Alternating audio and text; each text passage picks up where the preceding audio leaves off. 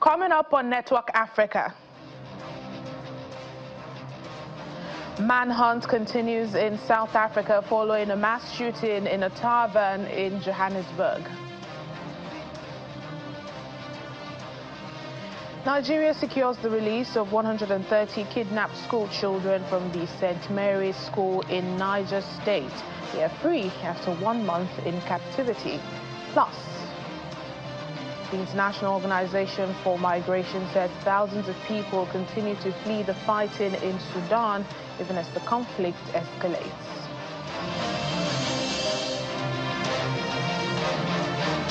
Hello and welcome to the program this week. I'm Layo Olarinde. Let's begin with stories and happenings that made headlines over the weekend. Russia has pledged continued partnership with West Africa beyond security. This is according to the president of the ECOWAS Commission, Omar Toure. He stated this at the second ministerial conference of the Russia-Africa Partnership Forum following a meeting with Russian Foreign Minister Sergei Lavrov in Cairo. Russia adds value to the region. They would be in a position to complement us in addressing economic challenges that we have in the region. And I think we have agreed that we will be concluding an MOU which will identify the key areas that will benefit from this such collaboration. So we're looking forward to strengthening our relations with Russia. Today's meeting covers all areas, from peace and security areas, from political situation of the region, to future relations, future economic collaboration. And in particular, we have the Honorable Minister has indicated their continued commitment to West Africa's development. So we do hope that we will bring our business council, which has just been established, to establish contact with Russian investors, Russian industry, to see how best we can make this a win-win. We can continue to make this a win-win relationship.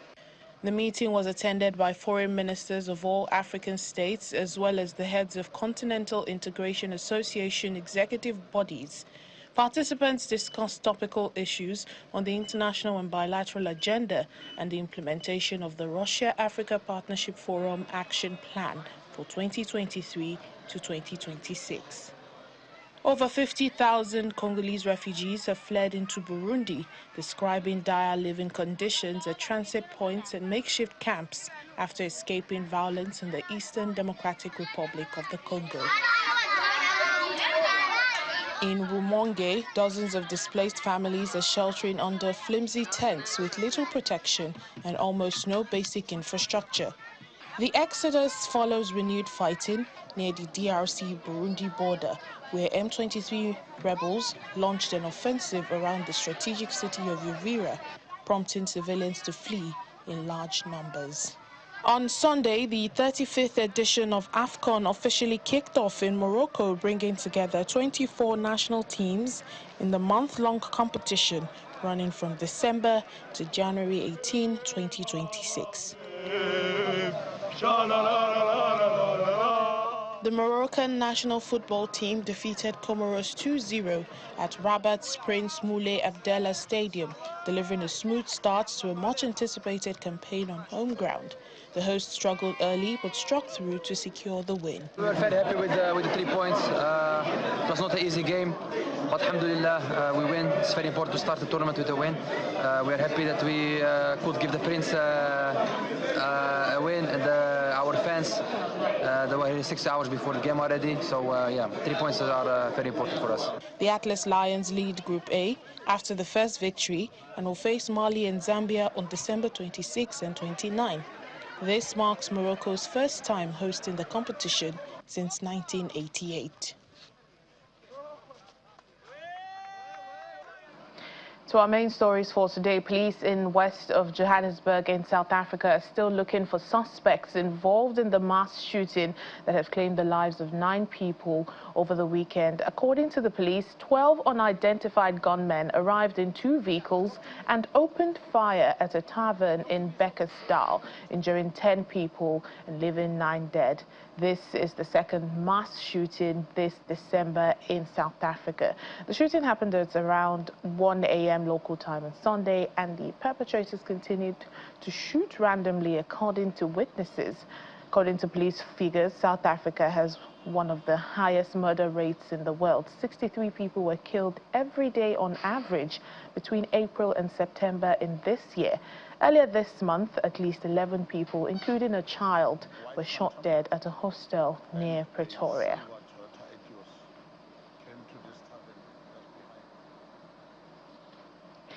Now, joining us is our correspondent in Johannesburg, Innocent Semosa, for more on this story. Hello, Innocent. Quite a tragic one that happened on Sunday. What is the latest information from police, about the hunt for the suspects? Yeah, indeed. A very good evening to you and our viewers at home. A very sad story coming out of Bekkersdal, and we are hearing that the police are still on a manhunt to really find out who did this, and they're calling on the community in Bekkersdal to help them in terms of finding out these perpetrators. But one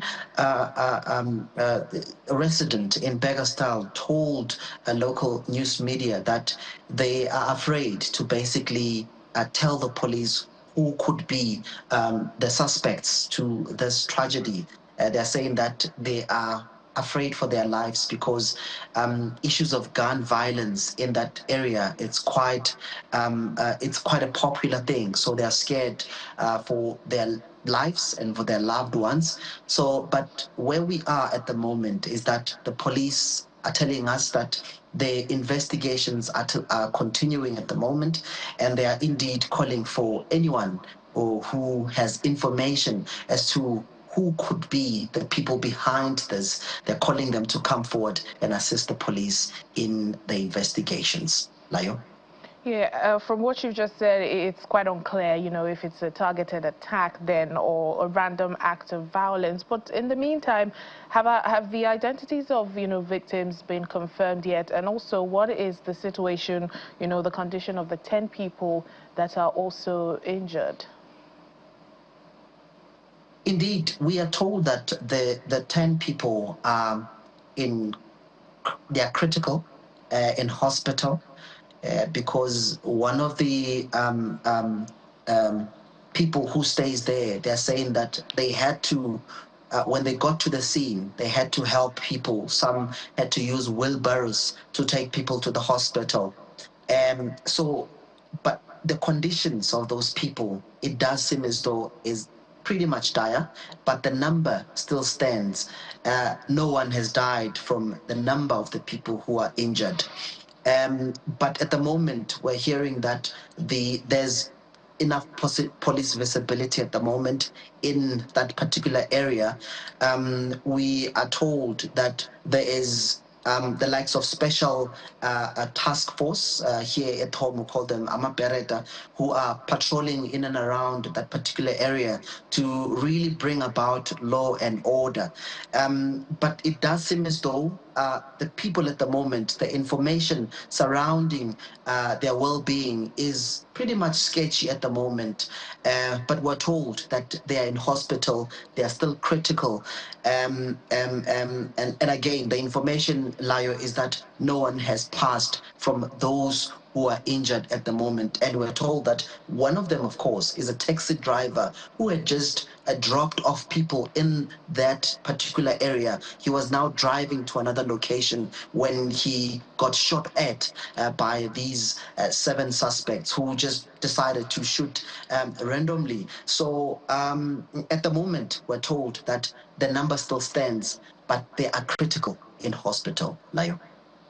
It's quite unfortunate, and we're seeing this, it's the second mass shooting this month, and it does say a lot about gun violence in South Africa right now. Well, how concerned, our communities, especially in Gauteng province right now, for their safety?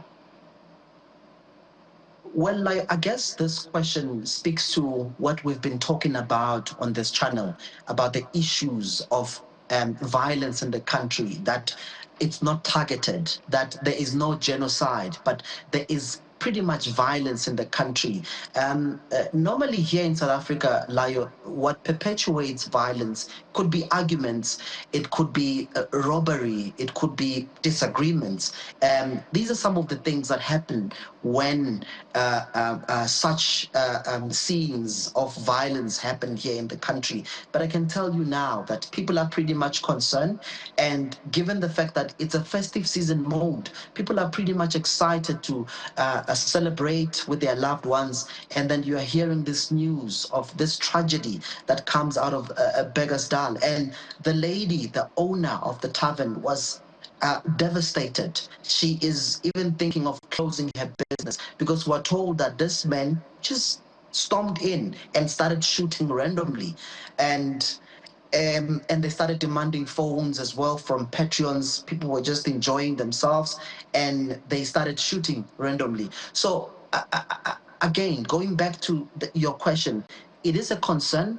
The issue of gun violence, it is a problem in the country that needs a special attention. And I guess the government is now beginning to put attention to it because we're seeing messages from the presidency, and we're hearing that the Minister of Police is also will be issuing a statement this evening, will be briefing media this evening regarding the issue of gun violence in the country. But also in putting law and order to that particular community of Beggersdal, Lion. All right, then. Thank you so much, Innocent Samosa, our correspondent in South Africa. Thank you so much, colleague. Well, search and rescue continues in Durban, still in South Africa, following a strong storm on Sunday that uprooted trees, damaging infrastructure. 3 people are reportedly missing after the car they were traveling in was swept away by floods. Parts of Johannesburg also experienced flooding this past weekend. The South African Weather Service has issued warnings for disruptive rainfall in parts of the country, with orange level 5 and yellow level 4 alerts in place. Center, stay away.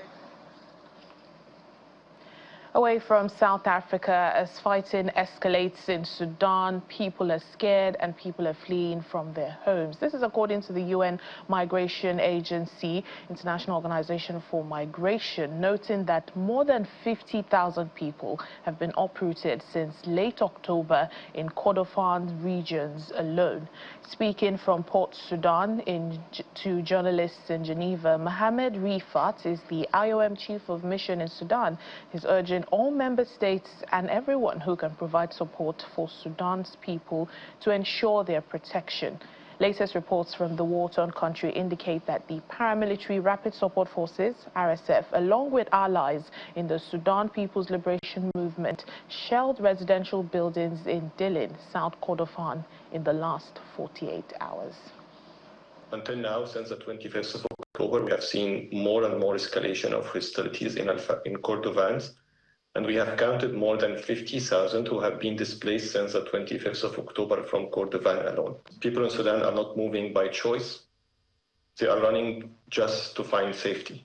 So we count on all member states. We count on everyone who can provide support for Sudan to provide them safety. Those displacements from Kordofan are not happening sporadically. They are happening because people are scared. They are fleeing from areas in Baba Nusa, areas around Kadugli, around Al-Ubayyid, and those are still those who are lucky to flee, and they start arriving in areas in White Nile, in Gadaref, and they are arriving only women and children. Kadugli, we estimate that there is around 90 to 100,000 people in this area who will be displaced if something happens, if the fighting continue, if they get access to leave the city.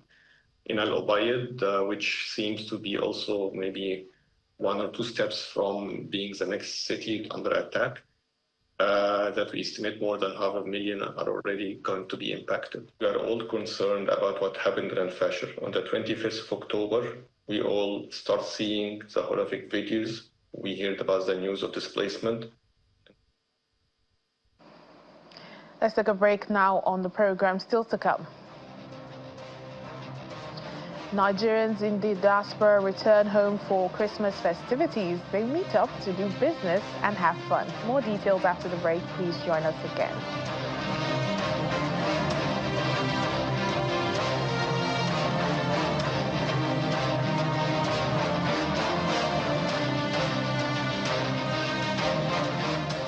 Welcome back to the program. The federal government of Nigeria has secured the release of 130 kidnapped school children that were whisked away by gunmen from the St. Mary's Primary and Secondary School, Papiri, Niger State.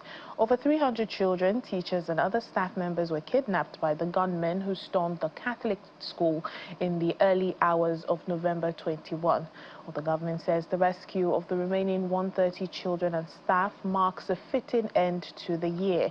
In the meantime, the Catholic Diocese of Kotangora has confirmed the release of the kidnapped staff and students, expressing gratitude to the federal government, Niger State government and all partners whose efforts and interventions contributed to the safe release of the victims. The Niger attack was the latest in a series of abductions involving school children, and it came less than a week after bandits kidnapped over 20 girls from the Government Girls Comprehensive Senior Secondary School in Maga, Kebbi State. Well, many Nigerians in the diaspora have returned home for the holidays and to do business. At an event put together by Connected Diaspora and Doing Good Work in Africa under the auspices of the Nigerians in Diaspora Commission, these Nigerians created a forum where citizens with smart ideas can attract investment and also create a symbiotic ecosystem for Nigerians and diaspora to do business and prosper. Our Foreign Affairs correspondent Amarachi Ubani reports. It's that time of the year again when Nigerians in the diaspora return home for the festive season. Chairman, Nigerians in Diaspora Commission, Abike Dabiri Erewa, welcomes them. No matter where you are in the tech world, we can partner. We can build our country. We can, as the theme says, building, breaking, and believing. This is the best country in the world. It's not only President Bola Ahmed Tinubu that will make it the best, all of us. The Lagos State Deputy Governor, Dr. Obafemi Hamzat, encouraged the diasporans to plan their lives and manage their emotions regarding their progress. The opportunities are there for people that are looking for solutions and not people looking at the pockets. But if you listen to the TV and the rest, some of those public commentators you won't get it. So, but if you talk to real people, then you will realize that this is a country on the rise, and I pray that you be part of that ascension. Keynote speaker at the event, Mr. Leonard Eke, urges the diasporans to watch their lifestyle if they want to relocate back home. Now, your lifestyle when you come, if you are living in a room in England, in America, everything works. Now, I see a lot of you come, you lodge in a 5-star hotel, living big, breakfast 50,000 naira, lunch. And if you have friends, they sit with you, use their credit card, you pay. Now, if you're a smart guy, if you are thinking of coming home, you hide. The organizers of the event are hopeful for the wealth of talents Nigeria produces and say, even if those in the diaspora have to return because of a change in visa policy, they should know Nigeria is still their launchpad to greatness.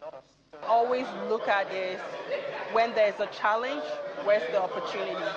This is an opportunity. This is an opportunity to start to look into organizations like Doing Good Work in Africa and other organizations that are creating structured pathways for people abroad that are interested in moving back at some point to start to test the waters. And I think it's a very good thing, and it's going to be a blessing in disguise. We might think as young people that, oh, okay, no more Western world, back to traffic, but as one of our guests said today, the lifestyle in Nigeria is much better than you think. And if you put yourself out there enough, you will find opportunities and you will find ways to have your impact made and ways for us to contribute to the economy and the society as a whole. A little fun, a little business. These diasporans have embraced everything Nigerian, including the Lagos traffic, and look forward to endless possibilities in the motherland. Amarachi Ubani, Channel Television News. Still in Nigeria, the Kaduna State government has joined Christians across the world to host a special Christmas carol to celebrate the spirit of Christmas. The event brought together government officials, including Governor Uba Sani, religious leaders and residents in an atmosphere of worship, unity and goodwill.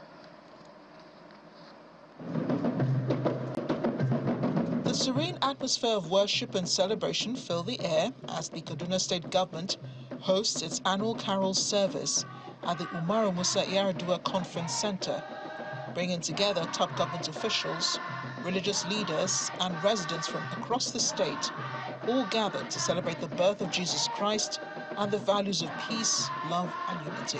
The carol is the first of its kind in the history of the state. Christmas is here again today. Let us rejoice, for Christ is born. Calling, calling, calling, calling, calling, calling, calling on to come adore his name forevermore. The event features soul-lifting renditions of popular Christmas hymns by combined choirs, scripture readings and prayers for peace, unity and progress of Kaduna State and the nation at large.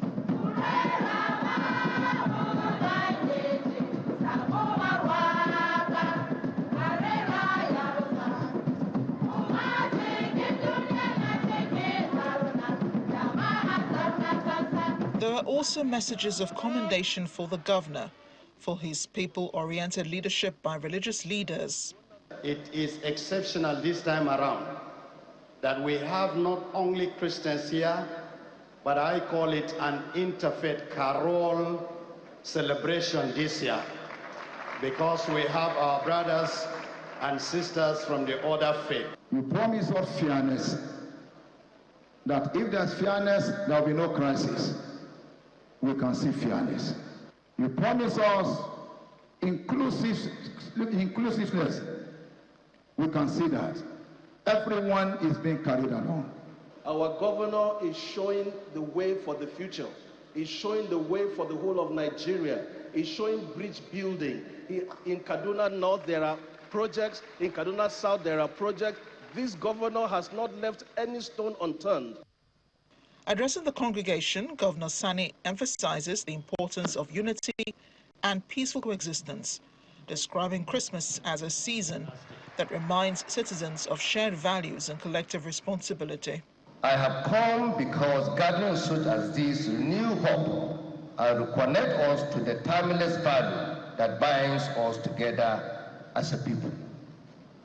I stand before you not merely as your governor, but as a fellow citizen, one who seeks renewed inspiration at the season of profound meaning for Christians across the world. Done with his speech, prayers were offered for the governor, Kaduna State, and the nation at large. Our dear Heavenly Father, in the name of your Son Jesus, we thank you. We appreciate you, we glorify you, we extol you, we exalt you. We thank you for making us see this day. The Kaduna State Christmas Carol ended with prayers for a peaceful festive season and renewed hope for the coming year.